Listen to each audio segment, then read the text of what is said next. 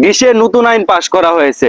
অবৈধদের জন্য থাকছে দুঃসংবাদ, ধরতে পারলে বিরাট অঙ্কের জরিমানা এবং তার সাথে থাকছে জেল।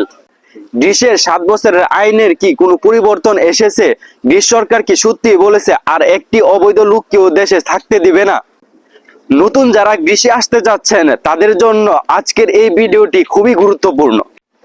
সম্প্রতি গ্রীষ সরকার নতুন একটি আইন পাশ করেছে। এই আইনে বলা হয়েছে যারা অবৈধভাবে গ্রীষ্মে থাকতে যাবে তাদেরকে 10,000 ইউরো জরিমানা এবং 3 বছরের জেল দেওয়া হবে।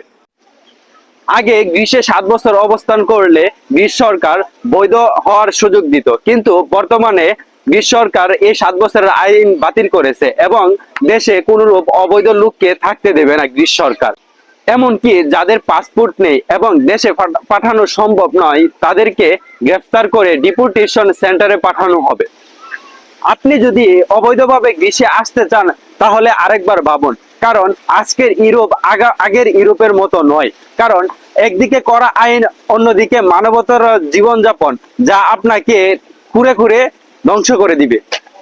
তাই সঠিক তথ্য জেনে বৈধ পথে ইউরোপে আসার চেষ্টা করুন, অন্যথায় আপনার স্বপ্নের ইউরোপ হতে পারে দুঃস্বপ্নের ইউরোপ।